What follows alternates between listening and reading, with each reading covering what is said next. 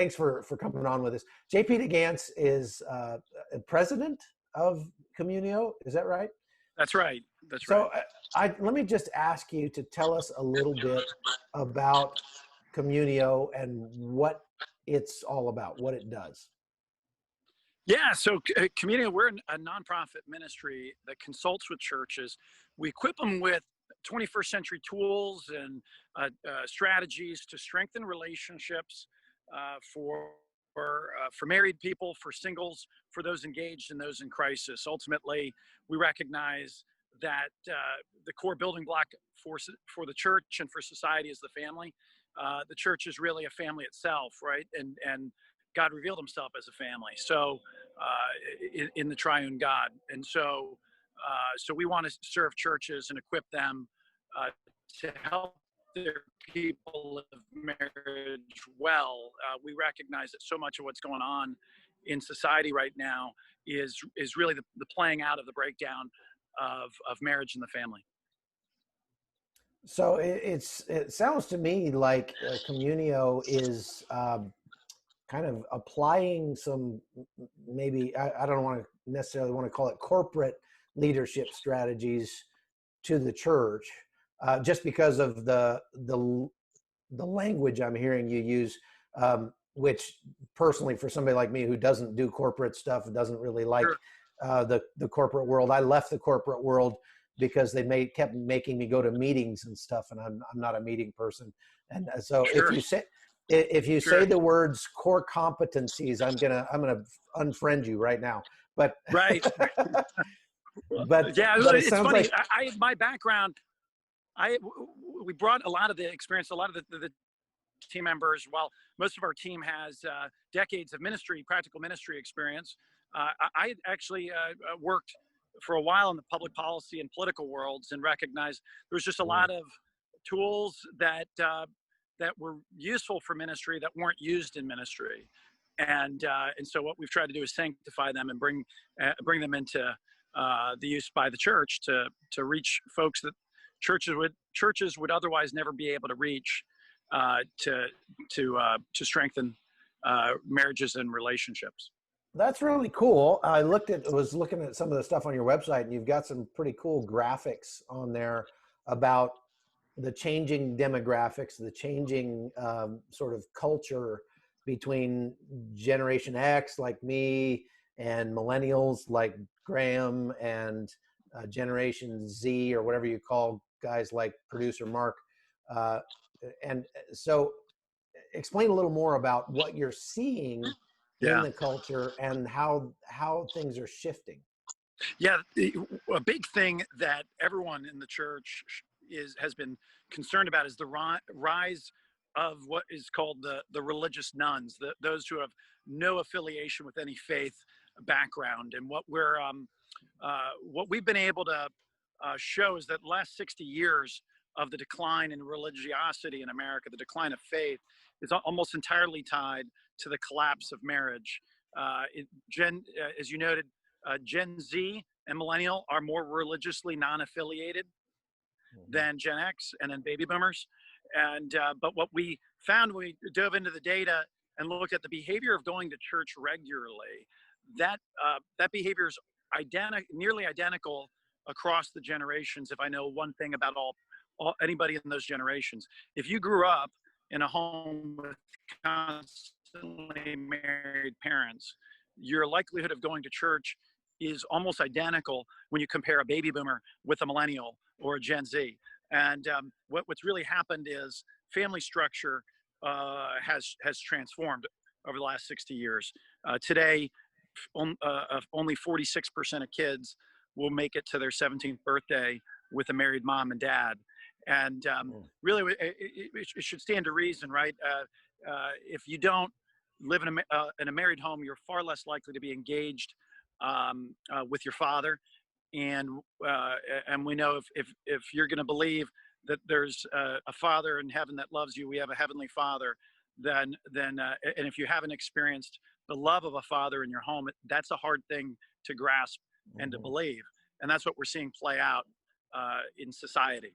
That's really interesting that if your kids have a married mother and father, a functional home, let's say, uh, that they are every bit as likely to continue going to church as our generation was.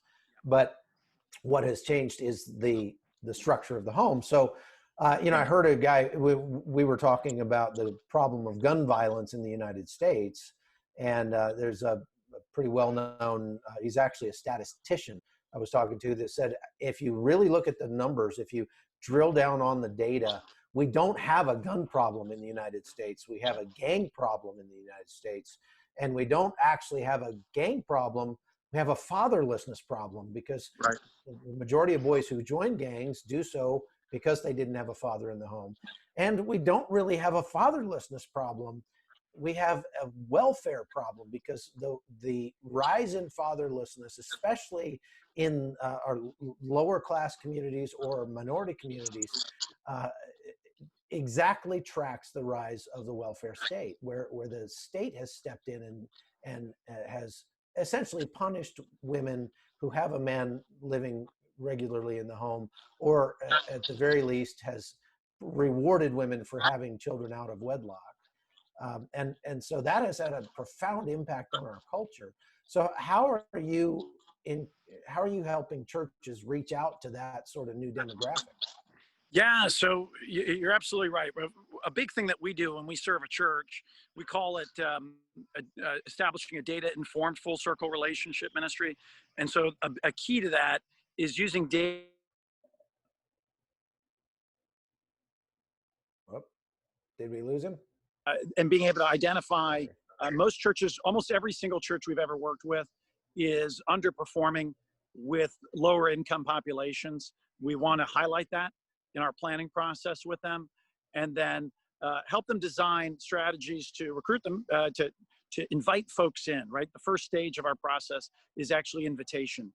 We know that ultimately life change comes through personal relationship. And so we want to help that church scale the number of life-changing relationships that exists in their membership.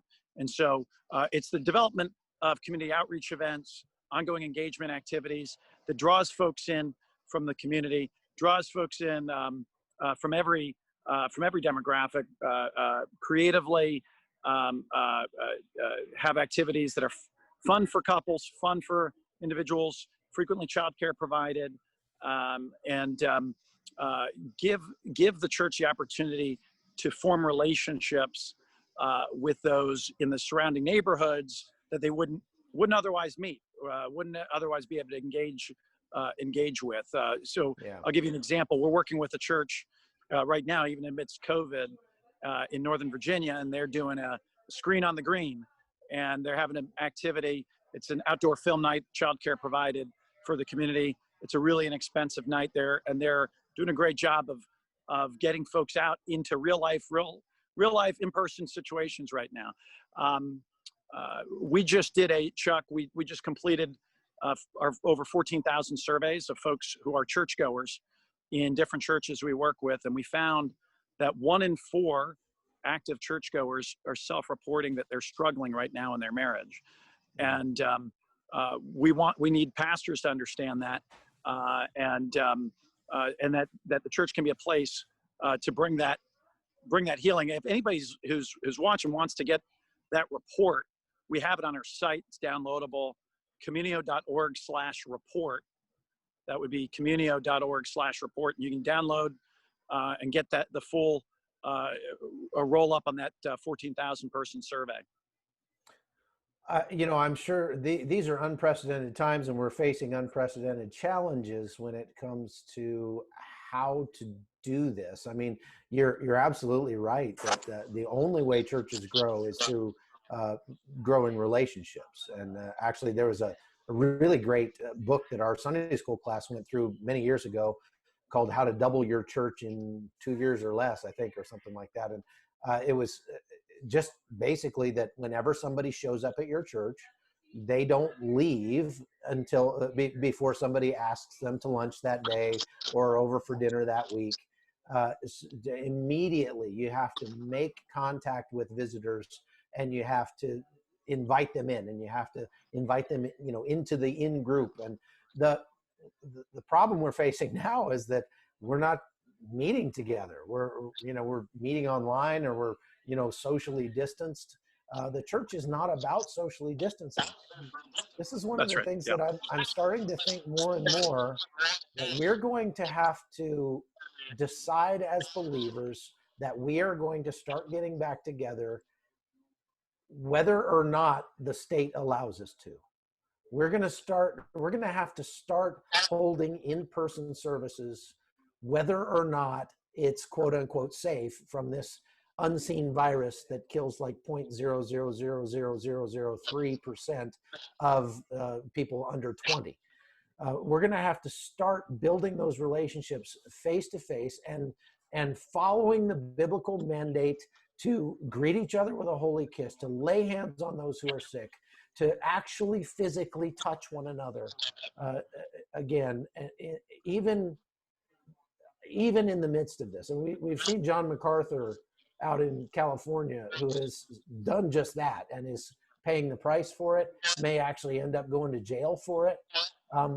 Historically, Christians have not been super risk averse when it comes to things like viruses.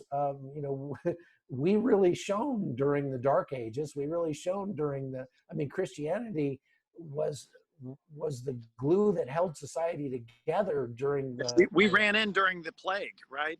Exactly, right. During the plague, pagans were fleeing, and we were running in to take care of. That's right. That's right. To take care of those around. And it may be time to do that. And I don't think very many of us are worried about the virus anymore. I think what we're worried about is the ostracization from our coworkers, or maybe losing our job, or maybe going to jail, maybe getting tased and arrested for being outside at a football game. But and not again, this situation, I believe, is being weaponized for political gain by our politicians, and we need to resist that. We need to be about the building of the kingdom. And so, how are you consulting with churches that are saying we want to get back to it? We want to really get back with it. What's the best way to do that? I was just out in Texas this week. We had a planning and strategy meeting with a large church out there, and everyone's trying to navigate this space right now. I think what we're starting to see, right after the pandemic started, we spun up a lot of digital resources that churches could use. Our name is Communio. The name literally means community. We want to foster deep relationships amongst couples, because when couples walk with one another and support one another, you're going to see better outcomes in and among those couples. So obviously the pandemic was a big challenge for us, as for everyone. And so at that time we spun up a lot of date night resources could be done digitally, movie night resources, but we've set them up so that they can be done in a hybrid situation. So one of the things that we're encouraging churches to do is whenever and wherever possible, meet in person. And then for those who don't feel safe, you can offer that the hybrid, allow the folks to join through an online engagement, but do that as an attachment to the face-to-face, right? So there's a number of ways. There's several churches we're working with that are doing outdoor engagements in October. We have a partnership with Wind Rider Studios. It's a values-based independent film production company. They've created some Academy-nominated short films, and we've licensed them for churches. They, unlike a normal movie night where you watch for 2 hours and you leave, you don't interact with people. This is sort of watch something for 15 minutes, have a conversation. You hear from a filmmaker about what they did, why they created it. The films are edifying about relationships, but they're creative, they're high quality. So we have churches doing those, outdoor film festivals, and then allowing people to meet in groups through those right now, drive-ins, and then allowing those who don't feel safe to show up to log in and meet via Zoom. So there's we're trying to be, we work with churches and being creative in the moment right now, so that that we can nudge folks in the direction of and provide them great tools and resources to do the face-to-face and the direct meeting. We've also this church that we were just meeting with is looking at developing sort of an in-home couples series for ongoing engagement, where we move folks from the outreach into some form of social settings where they're getting together with other faithful Christians and in community. So it's encouraging to see folks starting to come back and stirring back to real life activity. And I would agree that I think also, Chuck, what we've seen is the numbers for churches that are just doing online stuff right now. We've seen over actually just the last 10 days, engagement really drop. And I think people are ready to show up in person in a lot of places. And so we're just sort of giving that feedback to churches that you can find ways to do it. And certainly it's something that they should pursue.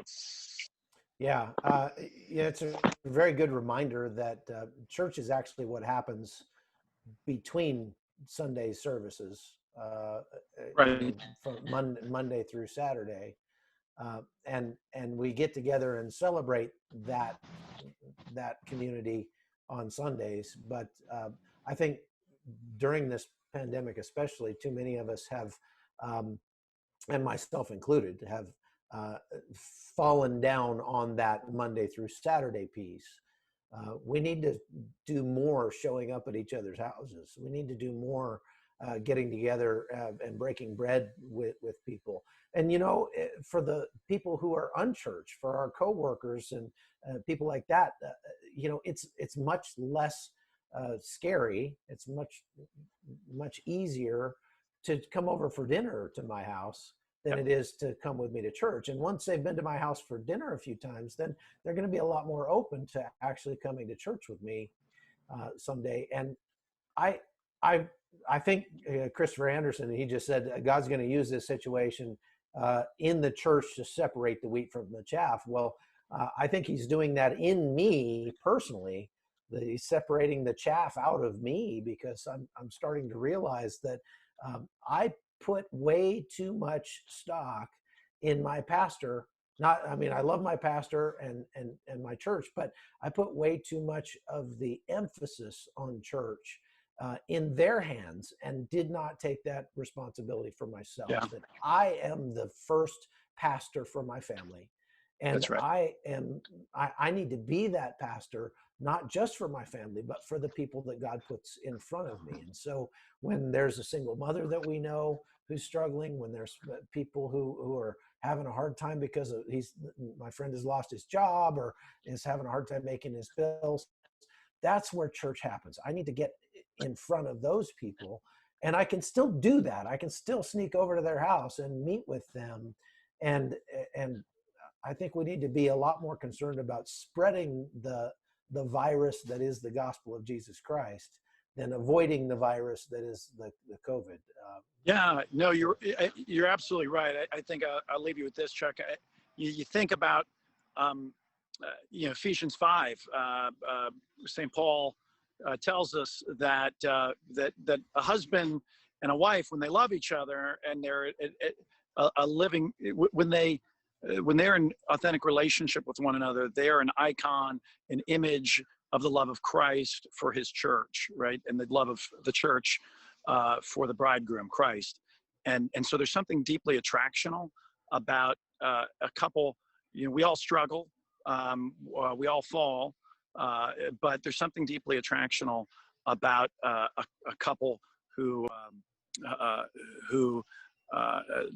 seek to love Christ and love one another. And inviting folks. Evangelization first begins frequently through relationship and friendship. Jesus asked the apostles originally, his first request to them was just to come follow come follow him. And, there's great opportunities to invite folks into our homes, just as you said. And I think that should be an encouragement for all of us. I think we're all pretty bad sometimes about communication and, just keeping in touch with people. Just following somebody on Facebook or Instagram is not necessarily fostering relationship with them. I think we need to be willing to do that very old-fashioned thing of picking up the phone and calling somebody and letting them hear your voice and saying, hey, how you doing? It's been a while since we talked, and I just wanted to check on you and see if you're okay. I think we need to do more of that. What do you think about that, Graham? I know you and I joke about that your generation only texts and my generation wants to talk on the phone. What do you think? It's an opening salutation with a lot of my friends. I say, hey, I picked up my Google search device and I realized there's a button here where actually I can communicate with you. And so that's, and so I push this button, and that's literally my opening kind of joke, because there is a code here now. What are you doing calling me? You didn't text me and tell me you were going to call me first. I mean, that's the big joke. That's JP. My name's Graham. I was just wondering, exactly that. Do you guys have a system on the granular level, like Chuck was talking about, how the family is the core of the church, an individual family? Yep. Is the kind of building block. How do you approach getting guys like us to cross that line and not just talk about this, but do something with our neighbors? What do you have a system? Yeah, so we call it a ministry engagement ladder. That's our sort of system that we work with churches to develop to reach out into the community and draw folks in. And really, we advise church. One of the first steps, Graham, and when we work with a church is in the survey and the modeling data that we provide to a church. We always point out the lopsided nature of church, that we're just less likely to show up than women, especially unmarried guys, but even married guys. And so we toward that end, we want to help the church think through creatively, what are the things that are going to be attractional, so we get men to show up and enter into relationship with each other. And so that's a huge, there's a lot of different creative ways we do it. Guys love to be, we're competitive. We'll help churches create real creative outreach, simple things, cornhole tournaments, trivia nights, different things that that get the competitive juices flowing for guys, chili cook-offs, that kind of thing. And then through there, we work with the church to set up a hospitality strategy, a follow-up strategy, and then how do we get those guys to get back to remain engaged and transition from that first step to the second step to the third step. So a lot of what we do as a consultancy, as a nonprofit consultancy, is help a church think through all those different steps, from invitation to engagement, increasing that engagement, and getting folks ultimately onto that, what we call a growth journey, which is some skills-based program that causes there to be some transformation amongst us guys and in couples. So there's a lot of we do a lot of curation.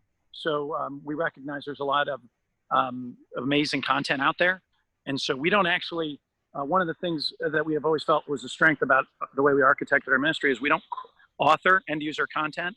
We actually curate and work with 40 or so different publishers and the best stuff that's out there. We help churches navigate that and develop the strategies for implementation. I mean, you and I know that there's some great content out there. It usually sits on people's bookshelves. It doesn't often get to the people who most need it. And everything that we do is around the concept of distribution and relationship formation, so that churches can scale the number of people, number of guys who are engaging in that kind of life-changing work.